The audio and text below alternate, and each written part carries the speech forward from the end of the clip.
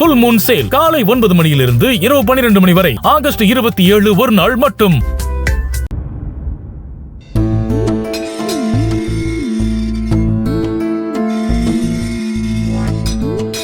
Sir, அன்பு அன்பு எப்படி இருக்க?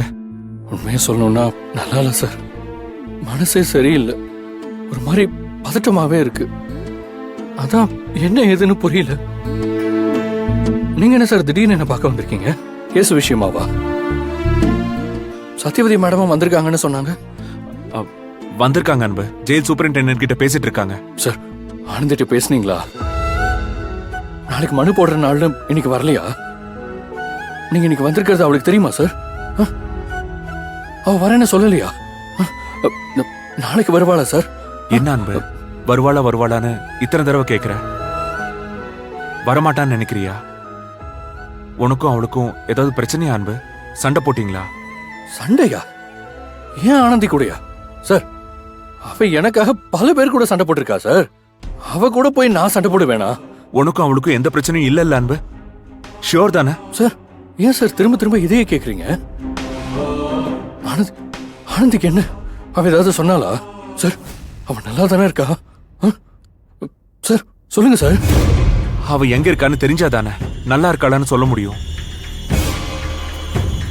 சார், சார், ஆனந்திக்கு என்ன சார்? ஏன் எங்க இருக்கான்னு தெரிஞ்சாதானே சொல்றீங்க சார்? அவ வீட்டுல தானே சார் இருக்கா? சார், ஆனந்தி எங்க சார்? அவளுக்கு என்னாச்சு? அன்பு ரிலாக்ஸ், கொஞ்சம் அமைதியா இரு. நான் சொல்றத பொறுமையா கேளு. இல்ல சார், சொல்லுங்க. அன்பு, இது நிதானமா இருக்க வேண்டிய நேரம். எஸ் ப்ளீஸ் அன்பு. இல்ல இல்ல, நான் டென்ஷன் ஆகல. நீங்க சொல்லுங்க சார், ஆனந்திக்கு என்னாச்சு? காலையில இருந்து என் மனசு தவியா தவிச்சிட்டு இருக்கு. அப்ப அது சரியா சார்? சார், ஆனந்திக்கு என்னாச்சு? உங்க 2 பேரோட சேலரியும் கொண்டு போய் நான் உங்க வீட்டுல கொடுத்துட்டு வந்தேன் அன்பு. ஆனா அப்ப ஆனந்தி வீட்டுல இல்ல, யாழ்னி கிட்ட தான் கொடுத்துட்டு வந்தேன். கொடுத்துட்டு வந்த கொஞ்ச நேரத்துல யாழ்னி எனக்கு கால் பண்ணா.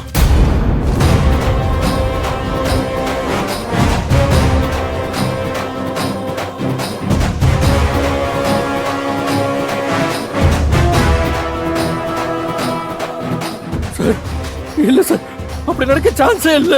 ஆனந்தி என்னை விட்டு போவே மாட்டான். அந்த கடவுளே வந்து சொன்னாலும் என்னை விட்டு போவே மாட்டான் சார். சார் சார் சார், இதுல ஏதோ சதி இருக்கு சார். ஆனந்தி ஏதோ ஆபத்துல இருக்கா சார். சார், அவ ஏதோ பிரச்சனையில மாட்டிருக்கா சார். ஆனந்தி, என்னால எதுவும் செய்ய முடியாம மாட்டிக்கிட்டேன்னு. அன்பு, அப்படின்னா நீ சொல்றத பார்த்தா உனக்கும் ஆனந்திக்கும் எந்த பிரச்சனையும் இல்லையா? சத்தியமா இல்ல சார். அப்படின்னா டைவர்ஸ் நோட்டீஸ் கொடுக்கவோ லெட்டர் எழுதி வச்சுட்டு போகவோ ஆனந்திக்கு எந்த அவசியமும் இல்லையே? இல்ல சார், அதுக்கு சான்ஸே இல்ல. அப்படின்னா அவளை யாரோ கிட்னாப் பண்ணி கூட வச்சிருக்கலாம். அன்பு, ஆனந்திக்கு இந்த மாதிரி செய்யற ஒரே ஆள், அவன் மேல கோவமும் பகையும் இருக்கிற ஒரே ஆள் அந்த எம்எல்ஏ குணசேகரன் மட்டும்தான். இல்ல சார், எங்க வீட்டுக்குள்ளேயே அந்த பகை இருக்கு. யார சொல்ற அன்பு? துளசி. வெளியே இருக்கிற எதிரியை கூட நான் நம்பிடுவேன், ஆனா துளசி துரோகி சார். வீட்டுக்குள்ள இருக்கிற துளசியையும் அவ குடும்பத்தையும் நான் நம்ப மாட்டேன். அவங்க எந்த துரோகம் வேணாலும் செய்வாங்க சார். ஆனந்தி நிச்சயமா டைவர்ஸ் கொடுக்கறதுக்கெல்லாம் வாய்ப்பே இல்ல சார். இது அந்த துளசியோட சதிதான். அவளை கண்காணிக்கணும். ஒரு தடவை 2 தடவை இல்ல சார், எத்தனையோ தடவை நான் கூட இருக்கும் போது அவ ஆனந்தியை கொல்ல முயற்சி பண்ணிருக்கா. துளசி செஞ்ச எதுக்கும் ஆதாரமே இல்ல, ஆனா அவதான் செஞ்சா. அவதான் எல்லாத்தையும் செஞ்சது. இப்ப ஆனந்தி என்ன செஞ்சிருக்கான்னு தெரியலையே. ஏதாச்சும் பண்ணுங்க சார், ஆனந்தியை காப்பாத்தணும், எப்படியாவது காப்பாத்தணும் சார். அன்பு, நான் ஆனந்தியை எல்லா இடத்துலயும் தேடி பார்த்துட்டேன். இதுக்கப்புறம் உடனடியா போலீஸ் கம்ப்ளைண்ட் கொடுக்கலாம்னு தோணுச்சு. பட் அதுல ஒரு ரிஸ்க் இருக்குன்னு சத்யவதி ஆண்டி சொன்னாங்க.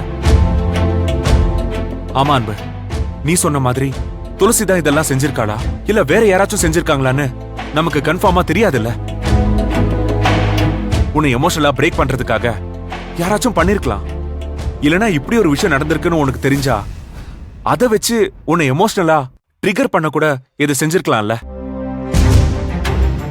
நீ ட்ரிகர் ஆயி சின்னதா ஏதாச்சும் தப்பு செஞ்சா கூட கூடிய சீக்கிரம் உனக்கு கிடைக்க வேண்டிய பெயில கேன்சல் பண்ணிடலாம். அதனால இப்ப நாம போலீஸ் கம்ப்ளைண்ட்னு போறது பெஸ்ட் ஆப்ஷன் இல்ல. இப்ப ஆனந்தி ஆபத்துல இருக்காளு, அவளை எப்படி சார் காப்பாத்துறது? அத நான் பாத்துக்கிறேன் அன்பு. ஆனந்திய பத்திரமா உன் கண்ணு முன்னாடி கொண்டு வந்து நிறுத்த வேண்டியது என் பொறுப்பு. நாளைக்கு உனக்கு வாய்தா, அதுக்குள்ள ஆனந்திய கண்டுபிடிச்சு ஆகணும். இல்லனா அதையே உனக்கு எதிரா மாத்தி நீதான் ஆனந்தி ஏதோ பண்ணிட்டேன்னு உனக்கு பெயில் கிடைக்காம பண்ணிடுவாங்க. இந்த தடவை பெயில் கிடைக்காம போச்சுன்னா ரொம்ப சிக்கலாயிடும்னு சத்தியவதி ஆண்டி சொன்னாங்க. சார், போன தடவை என்ன பார்க்க வரும்போது ஆனந்தியை டிவோர்ஸ் பண்ணணும்னு துளசியோட அப்பா சொன்னார் சார். நான் கோவத்துல அந்த ஆளை திட்டேன் சார்.